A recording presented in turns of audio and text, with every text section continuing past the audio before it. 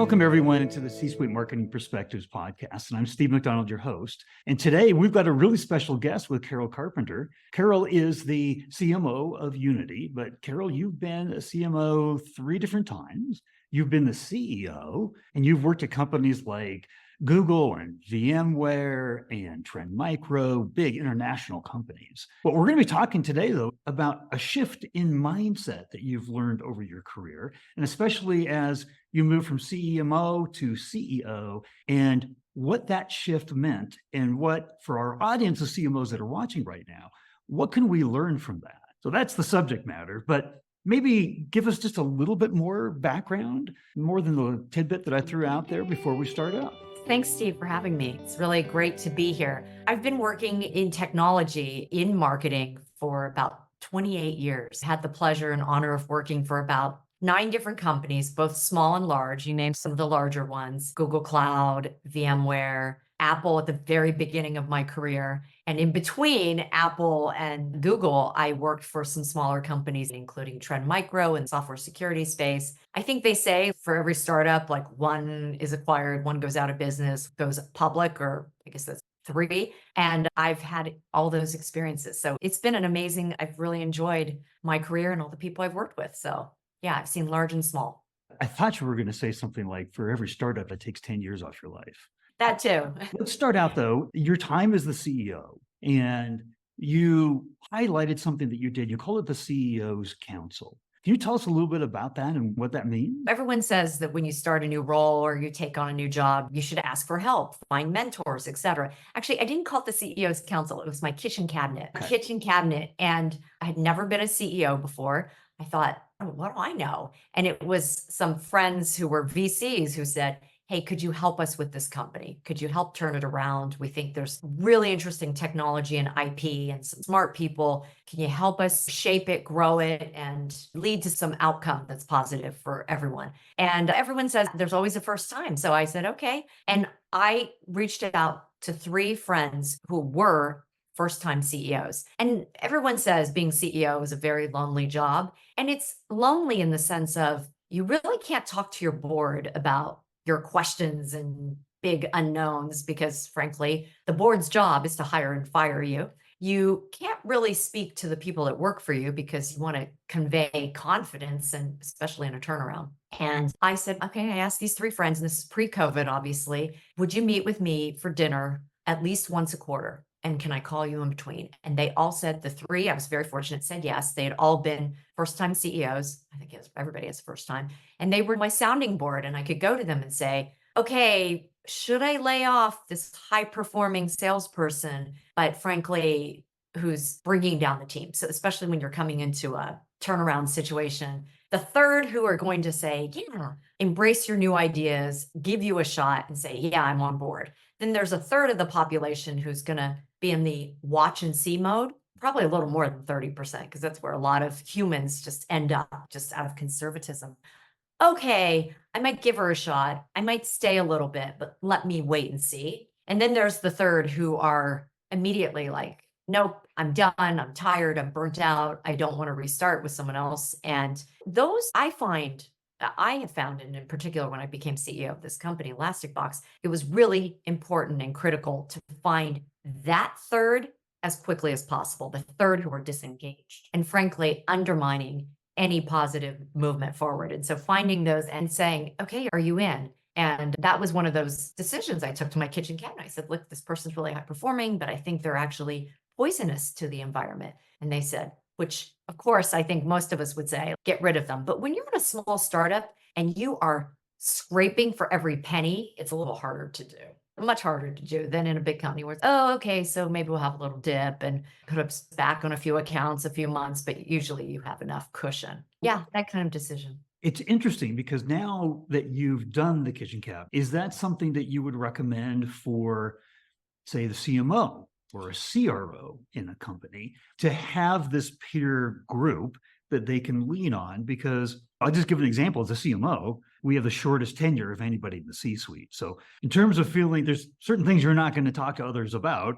There are a lot that you are going to talk about, but that feedback that independent feedback loop from others that have been in your position, had to deal with the same problems and bring insights. Is that something that you would recommend to anybody that's on the C-suite? Oh, for sure. For sure. Everybody needs a set of trusted partners. And frankly, your friends do not want to hear about it. They don't want to hear about your job. They don't want to hear about your issues. They don't want to hear about your ethical dilemmas. And your family or spouse or partner doesn't want to either. So I have found it invaluable. Like, for example, coming to Unity, there's a theory I've had, and I think it's fairly practical, which is when you're making a career or a job change, there are three axes, and you never want to change all three at once. There's a functional change. Yeah, I'm going to stay in the same industry, same general area, that domain I know, but I'm going to change functions. Like I'm going to move from marketing to becoming a CMO. That's a big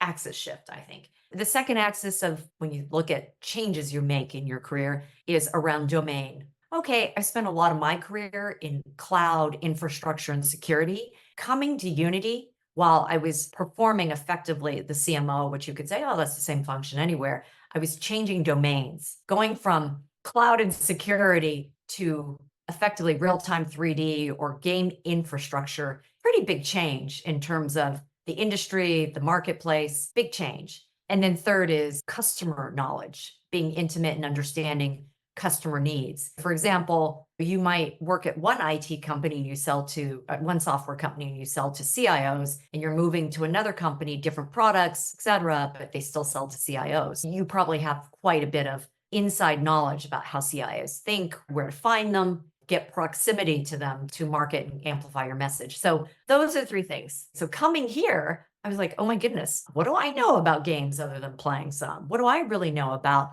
the infrastructure required? I did know a lot about developers, different kinds of developers. I've done developer relations, developer marketing, and other roles. I think I know a little bit about marketing itself, but new domain. So I think anytime you're making those changes, finding doesn't even have to be a formal kitchen cabinet. Like in my case, because some of the tools and lingo was new, is still new. I've gone and I have a few experts that I can, hey, I have a really stupid question. Tell me about the role-playing games market and why and who is moving and why are they doing this? Why do they care about this kind of graphics? Yes, I recommend it for everyone. And I wish I had done it earlier in my career. And now I think most people do. It seems like there's a lot of discussion around mentorship and sponsorship. And I think most folks are a lot more savvy than I was. You raised a lot of really good points there, but one of the things, third axis, was really getting to know the customer. As a CMO, there's things we all know. We've got to be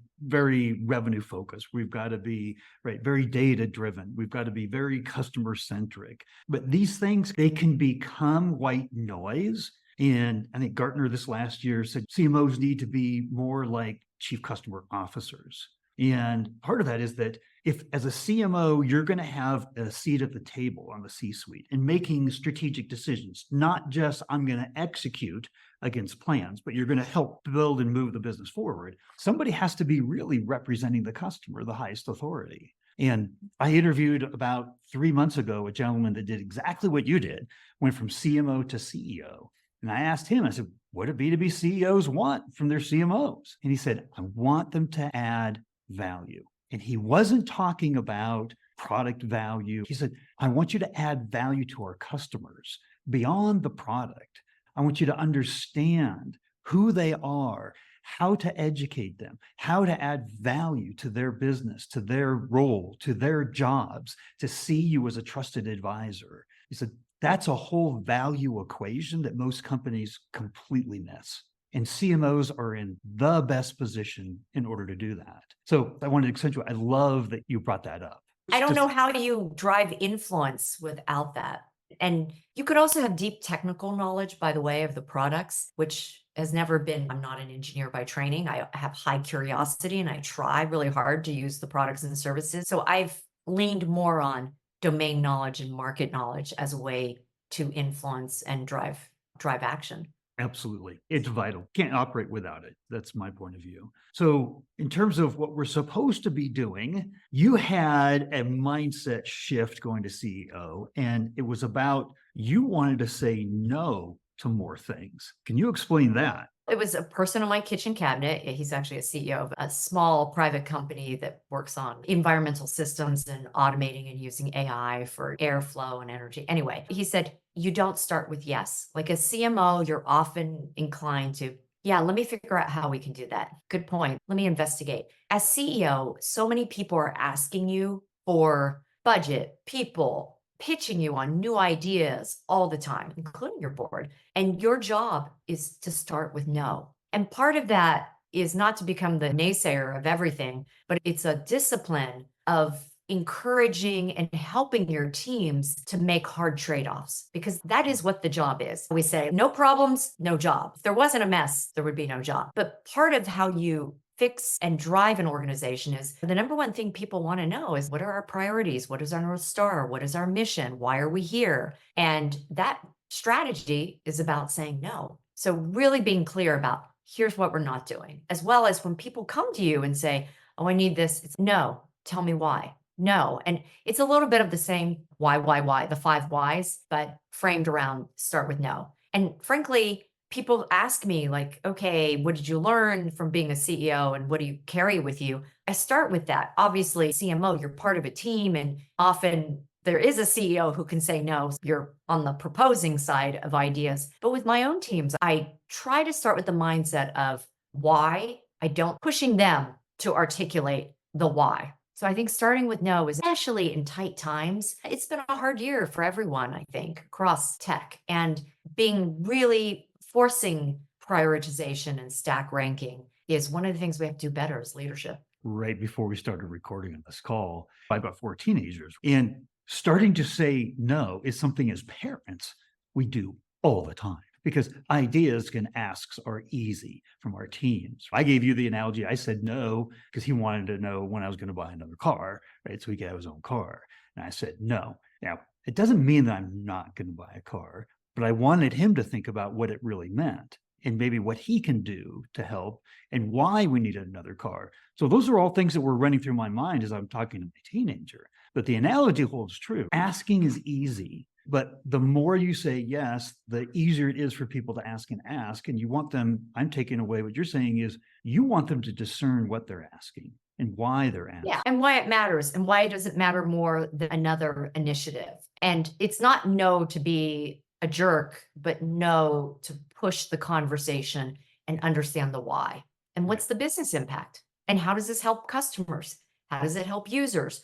Why would developers benefit from this? Especially in marketing. I don't know if you've noticed this, but we're so good sometimes at our own Kool-Aid and some of the flash and dash. Oh yeah, we want to create this video. It's going to inspire. Why are we going to spend time on that?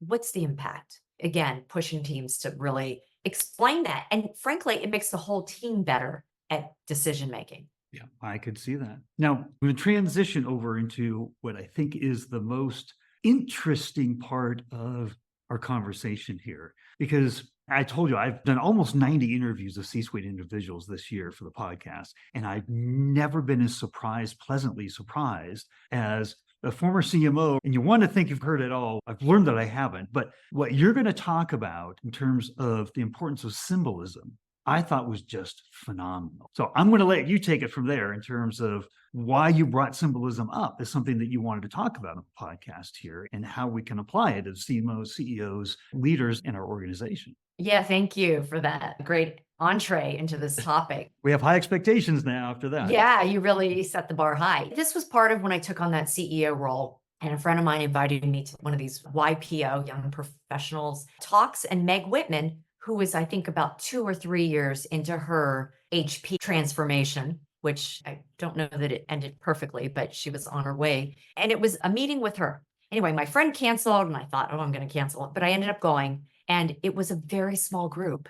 It was supposed to be about 60 people, but the Bay Area can be a little flaky. And about 10 people, 12 people maybe showed up. And it was 2 hours with Meg Whitman. And here I was a CEO in my own transformation. And I thought, oh, I could probably learn from this. And she's the one. Somebody said to her, because she had run for governor. This is, some people here probably don't even remember, but she had run for governor of California at one point and spent ostensibly $100 million of her own money. Someone asked the hard question of, hey, what did you learn from that experience? She said, So fascinating. She said, I learned about the power of symbolism. And we all said, okay, so this is not an original idea on my part. And obviously, symbolism has been around for decades, ages, millenniums. And she said, give me an example. She was running against Jerry Brown. And she said, hey, the most asinine things like we're not going to pay for cell phone bills for workers. And Meg Whitman, by the way, Bain trained, very left brain, like many people who are. And she said, that's the stupidest thing I've ever heard.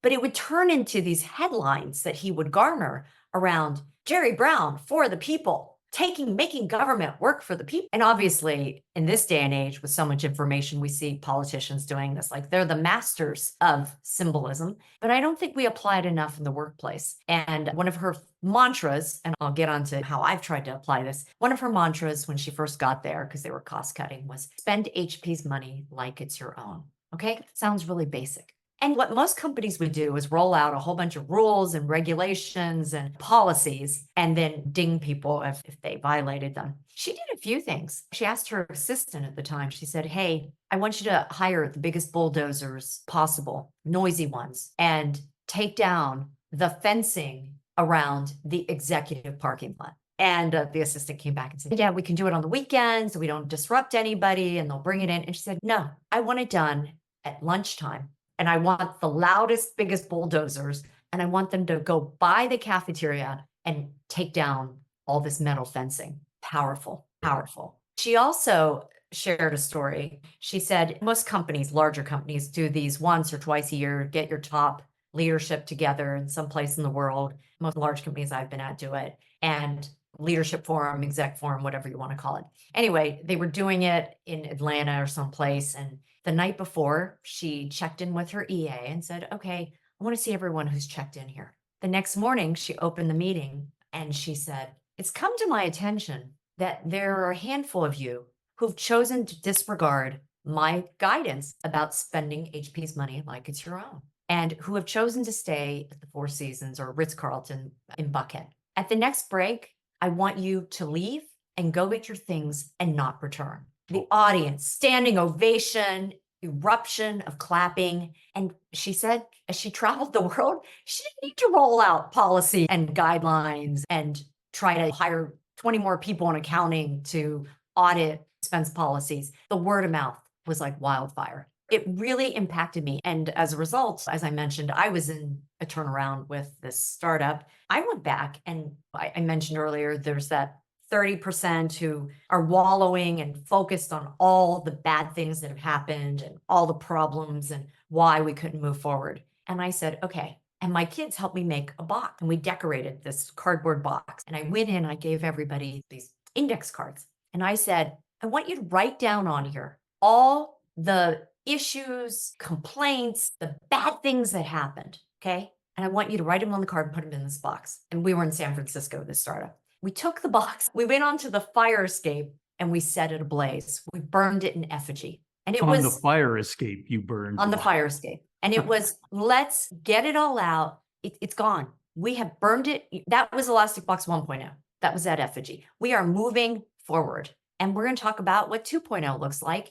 And if you're not bought in, you should get off the bus. But it was just a moment. Get it all out. It was horrible. It sucked. It was not great. And some people did leave, as you might expect. When the going gets tough, the weak get going, they leave. And not weak, but they just aren't in it because it's hard. It's not great. It's not the parties and the go times that we all remember at different points in our careers in tech. And when it's not good, it's not good. So anyway, we did that. And part of what I try to do is take a half day a month, not always perfect at this, at protecting the time, but taking the time to think about what are the biggest initiatives and things I want to communicate, and how can I do that in a way that is symbolic and will drive, we all learn through so many ways, but drive the message. It's dramatic and it signifies a shift. Like when you burned all of those issues that had happened before, it gives you a reason to believe that's the past. We don't have to have the past define the future. And I forget the exact stat, but storytelling, we remember things through stories at a much higher rate than we do if we're just reading some bullet points or scanning and something, and it's mostly written as a strategy statement. Those are things, those events, those experiences that are so dramatic and symbolic. Very hard to forget those. And they can be small things too. They don't always have to be big things. Bringing your team together, you can do small symbolic things, but people will remember that. Or I remember one of the first offsites, leadership offsites after I joined Unity, my head of people, my partner, she and I said, what can we do that really helps people get to know each other, that's different, memorable, and helps to cement some team empathy? And we built a playlist, but we built our own team Spotify playlist. And it was a great way to get to know people, understand their musical tastes, but also an audio reminder that, hey, this is what represents the team and the diversity of the team. So it can be small things. It doesn't always have to be something huge and dramatic, but something more memorable, like you said, than just, okay, here's the strategy on a page, which is super powerful and important, but how do you make it stick? I have to ask you now, what was the song you put onto the team Spotify list? I think it was Journey, Don't Stop Believing.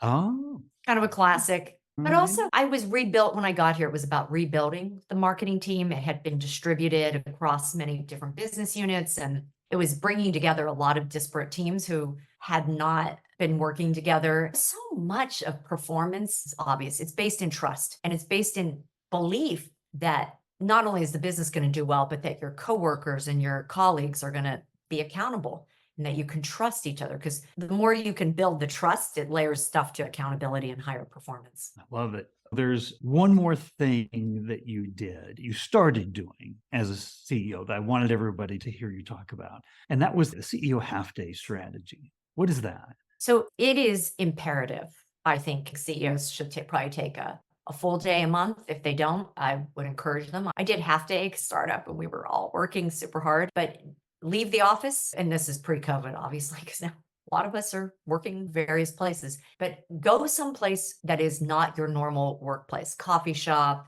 beach, if you're close to one, mountain, go into the woods, sit on a bench and spend time with yourself and your thoughts. What are my key priorities? What's going well? Who are my key risks, people? And I had a short checklist of key initiatives, key people, and not necessarily leaders, but key people who are moving the needle that I need to either bolster, help, or potentially where if you have people issues, need to interfere and help them. Or it's always strategy, structure, people. And those were my three categories. And I think it's useful to do what, even if you're not a CEO at any leadership level, strategy, structure, people, and take that time away from the normal cadence of business. Yeah. Everything that you've talked about here is for any leader. These are all concepts that they're going to make you more productive, build the team, build the morale, and without having to, like you say, issue policies and procedures, but galvanizing the team.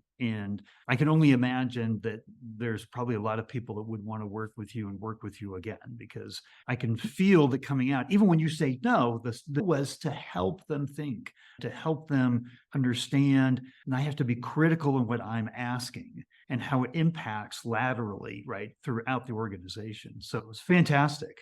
I'm going to ask you to wrap this all up because we've talked about a lot. And in your time in the C-suite, in different roles, if there was one thing that you wanted everyone that's listening here, watching, to take away, one thing to remember, what would it be? Only one? You can break the rules. You're the guest. Someone asked me a similar question recently. I think we all have to think like a CEO. Like your title does not bound your thinking. It should not bind your thinking. And it's hard to lead companies right now because money is expensive, the market is tough, and customers are constrained. And that ability to think, and when I say think like a CEO, what I mean is think through the various areas, strategy, structure, and people, and not, I think the best execs are ones who are not myopic about their lane. Yes, I have a functional role to play, but the value I can add is far greater. And if I could have a second,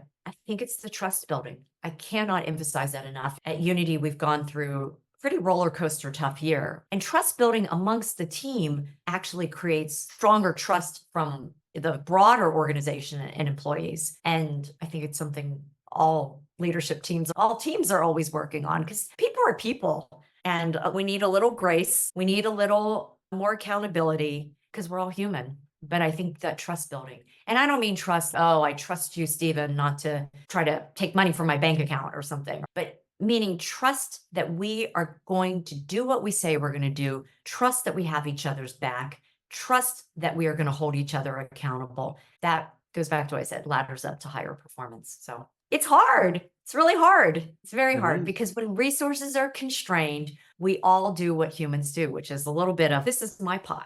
And I have to remind myself this, that zero sum is not the same as the sum of the parts. You just said that like in these tough times, we've all been in business during times that are explosive with growth and the economy. What ends up happening a lot of the time is we're not as discerning as we are during these kind of times, where we're asking ourselves more critical questions. So there's a lot to learn from this kind of time that we're going through right now. If there were questions that people had, would it be appropriate that I gave them, maybe I put up with the podcast, a link to your profile on LinkedIn? Is that okay? Oh, sure, for sure, for sure. Please connect with me. I love learning from others. I think I mentioned I have 2 children. They're in their young 20s, and I learn from them all the time. One of the COVID was horrible on so many levels. One of the bright lights for me and my husband is that our kids did come home. And when you work next to them, hearing how they approach issues, and like my kids have taught me so much about TikTok and social media, how millennials think. Yes, please connect with me. I look forward to learning from everyone. So thank you. Thank you for coming on. Appreciate it.